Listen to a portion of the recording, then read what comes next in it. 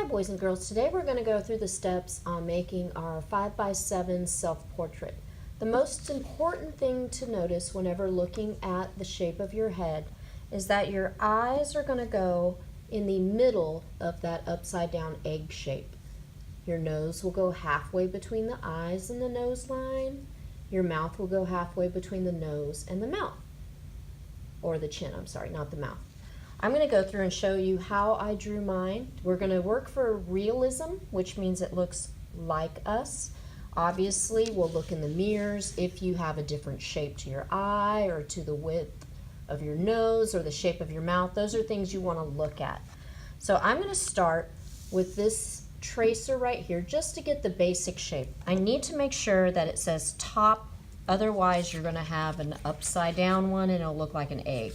So I want it to be this way with the top. I'm going to trace around, keep my pencil straight up and down so it doesn't go under. And then notice how I put a line right here. This one's a little bit crooked. I'm going to fix that. I need to make a little mark on the sides, just a little mark to tell me where the middle of that head shape is. I'm going to go back over that a little bit. So my eyes are going to be on this middle line right here. If you'd like to lightly trace where that's going to be, it'll help you with making your eyes even. So I'm going to make my eye shape. I don't want them to be too small and I don't want them to be too big. I'm going to go ahead and say about a half an inch or a finger between right there. Now that size helps you out because that size is also going to be the size of your eye on this side and the size of my eye on this side. So if you want to take that measurement and go over here and make a mark, take that measurement, go over here and make your second mark. That kind of shows you how big to make your eyes. So I always start like this. It's a football shape, so I'm going to make a curved line here, not a big giant rainbow. So I slowly curve, and I always kind of slowly sketch so it goes right where I want it, and then you can darken it up after that. If there's any parts you need to erase, you can erase. Now I've got my sad face, my happy face. That's the shape of my eye. I'm going crazy with how dark this is. And then I'm going to do the same thing on this side. Sad face, happy face, draw a light, and then you can go back in and darken it up. Now, that's just the shape of my eye. My iris is that colorful part of my eye. So I have a circle that touches at the top and the bottom. Yours may just see a little bit on the sides, but you're not going to see the whole circle. So you might even have kind of like where part of it's cut off from your eyelid, just depending on the shape of your eyes. I've got my pupil.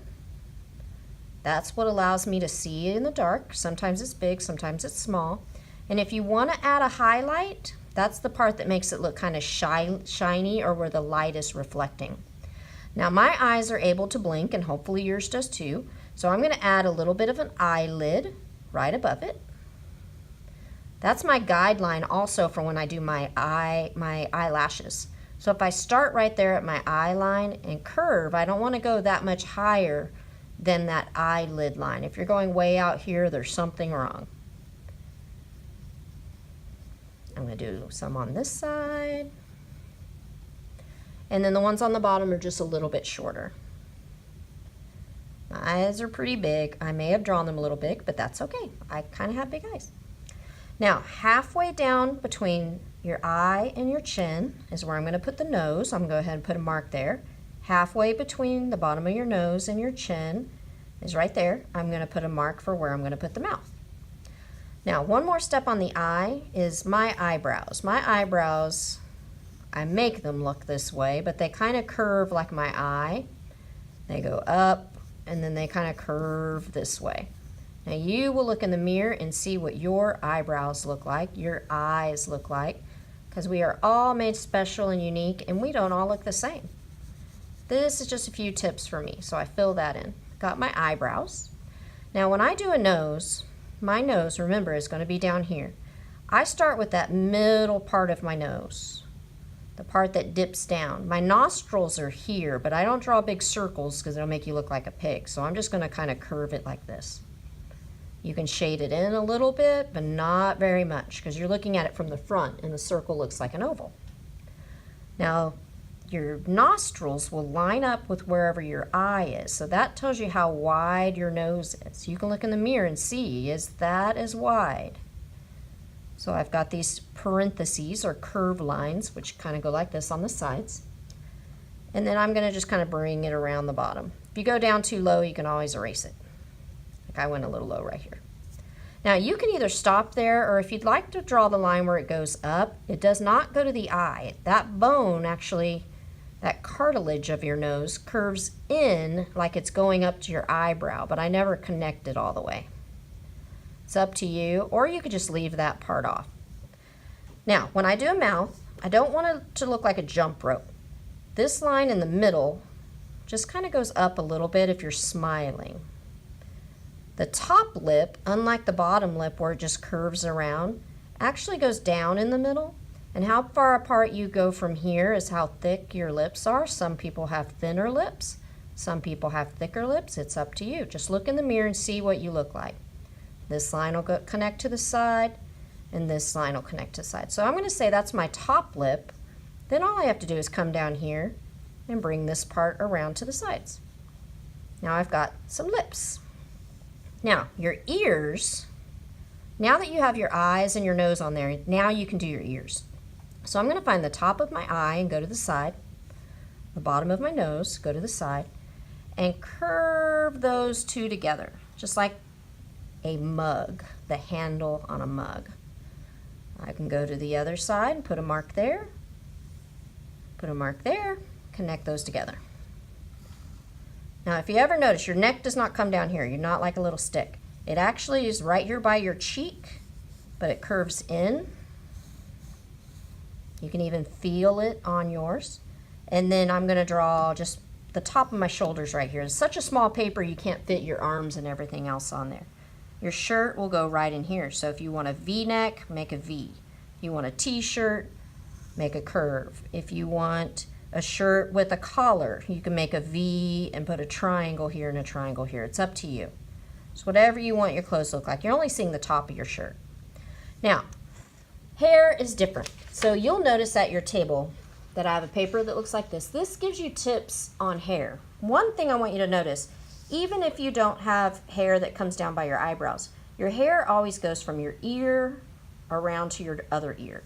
Short hair, do short lines. Long hair or parted to the side, it always should go to your ears. So that's called your hairline. But if you have bangs, it might start by your ears and go up across by your eyes, and you may not even see your eyebrows. So I'm going to start by this ear. I'm not going all the way up here because this is the very top of my head. And as you can see, I don't want to look bald. You can see it's lower than where the top of the head is. So my hair kind of parts to the side, goes down to this ear and this ear. And then the top of my hair, it might be a little bit puffier, so you may not even need this line right here. I'll hide that later. I'm going to bring this down. Now if you had short hair, you would bring it down over here. If you had long hair, you would bring this down over here. If you have wavy hair, you would draw a wavy line. Now all this is not just your forehead. This is actually where you add a few lines. So I'm going to camouflage that mess up down here. If you don't want to show your ears, like sometimes my ears don't show. I might have that go all the way right here and then erase the ear and have the hair cover. This is all hair because hair goes back behind my neck. This is my part. Now you can add a bow on there. You can add, I have glasses, so I'm going to go in and just add the glass shape. Whatever your shape of your glasses, if you have glasses. If you don't worry about it. You don't have to. Thicken it up a little bit because there's a little bit of plastic. And then where it goes to my ears. So I'll continue doing that.